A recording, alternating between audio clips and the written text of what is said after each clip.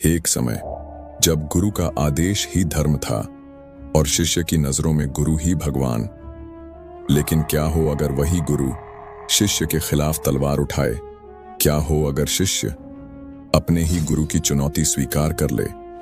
महाभारत में जहां एक ओर धर्म और अधर्म की टक्कर देखने को मिलती है, वहीं कई घटनाएं ऐसी हैं जो हमें सोचने पर मजबूर कर देती हैं कि सही कौन था। उन घटनाओं में से एक है परशुराम और भीष्म के बीच हुआ महायुद्ध।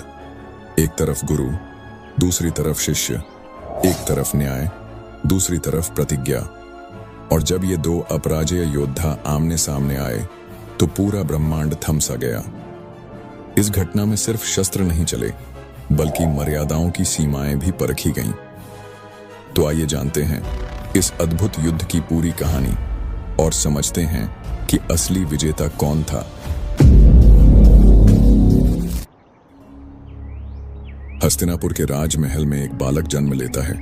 नाम रखा गया देवव्रत, महाराज शांतनु और गंगा के पुत्र। लेकिन ये कोई सामान्य बालक नहीं था।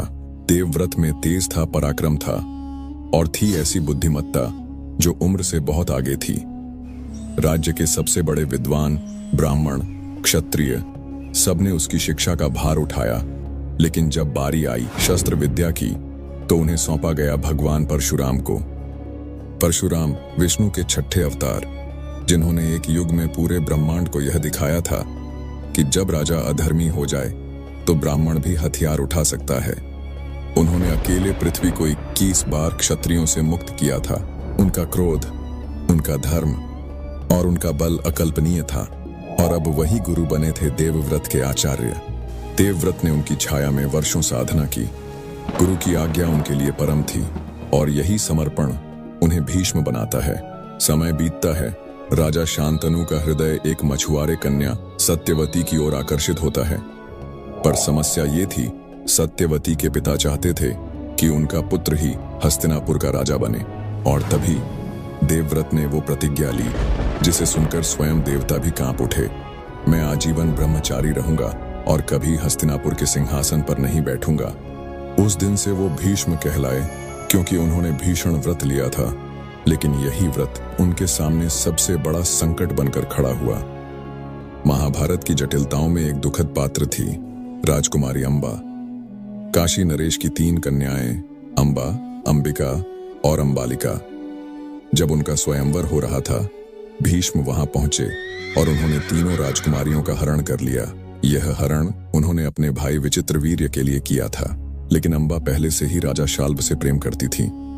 जब भीष्म को यह ज्ञात हुआ तो उन्होंने अंबा को स्वतंत्र कर दिया कि वह अपने प्रेमी के पास लौट जाए। लेकिन समाज ने उसे स्वीकार नहीं किया। राजा शाल्व ने उसे ठुकरा दिया, क्योंकि वह अब युद्ध में हारी हुई स्त्री थी। अपमान और पीड़ा से जलती अंबा ने प्रतिशोध की आग में तपने का निश्चय किया। अंबा ने न्याय की याचना लेकर सबसे पहले हस्तिनापुर के दरबार का रुख किया, पर वहां उसकी फरियाद नहीं सुनी गई। उसने अपनी व्यथा लेकर ऋषियों और तपस्वियों के पास गई, लेकिन सबने मौन धारण कर लिया। अंत में वह पहुंची अपने आखिरी सहारे के पास, भगवान परशुराम के पास। परशुराम, जो सदैव धर्म की रक्षा के लिए खड़े रहते थे, अंबा की पीड़ा सुनकर विचलित हो उठे। उन्होंने उसे न्याय दिलाने का वचन दिया और भीष्म को विवाह का आदेश भेजा। भीष्म ने अपने व्रत का हवाला देकर विवाह से मना कर दिया। परशुराम ने बार बार आग्रह किया, लेकिन भीष्म अडिग रहे। अंत में परशुराम ने युद्ध की घोषणा कर दी। अब बात युद्ध तक पहुंच चुकी थी। परशुराम ने स्पष्ट कर दिया, या तो विवाह करो या युद्ध करो। भीष्म ने उत्तर दिया, मैं अपने वचन से पीछे नहीं हटूंगा, चाहे मुझे अपने प्राण ही क्यों न देने पड़े। अब एक ऐतिहासिक युद्ध होने जा रहा था। एक ऐसा युद्ध जिसमें कोई भी पक्ष अधर्मी नहीं था। परशुराम धर्म और न्याय के लिए लड़ रहे थे। भीष्म अपने व्रत और मर्यादा के लिए अडिग थे। ये युद्ध सिर्फ अस्त्रों का नहीं था, ये विचारधाराओं का टकराव था। कुरुक्षेत्र के मैदान में नहीं, बल्कि हिमालय की तलहटी में ये युद्ध हुआ। वहां कोई सेना नहीं थी, सिर्फ 2 योद्धा थे, परशुराम और भीष्म, गुरु और शिष्य। 22 दिनों तक युद्ध चलता रहा। हर दिन दोनों योद्धा नए अस्त्र शस्त्रों से एक दूसरे पर प्रहार करते। कभी भीष्म आगे होते, कभी परशुराम। युद्ध इतना भीषण था कि देवताओं तक ने उसकी गूंज सुनी। भीष्म ने एक दिन वह अस्त्र प्रयोग किया जिसे चलाना स्वयं गुरु के विरुद्ध था, प्रश्वापन अस्त्र। यह अस्त्र परशुराम को कुछ क्षणों के लिए अचेत कर सकता था, लेकिन उन्होंने इस अस्त्र को चलाने से पहले आकाशवाणी सुनी, गुरु के विरुद्ध यह अस्त्र मत चलाओ। और भीष्म ने वह अस्त्र रोक लिया। 22 दिन बीत चुके थे, लेकिन कोई निर्णय नहीं निकल रहा था। दोनों योद्धा थक चुके थे, घायल थे, पर मन से अडिग थे। तब परशुराम ने एक घोषणा की, मैं यह युद्ध समाप्त करता हूं। भीष्म, तुम अपने व्रत पर अडिग रहे और मैं अपने धर्म पर। इसमें कोई पराजय नहीं है। यह युद्ध भले ही समाप्त हो गया, लेकिन इसका असर सदियों तक बना रहा। अंबा को तो न्याय नहीं मिला, लेकिन भीष्म के हृदय में यह घटना सदा एक शूल बनकर रह गई। अब प्रश्न उठता है, इस युद्ध का विजेता कौन था? यदि शौर्य की बात करें तो दोनों समान थे। यदि मर्यादा की बात करें तो दोनों ने अपनी सीमाओं का पालन किया।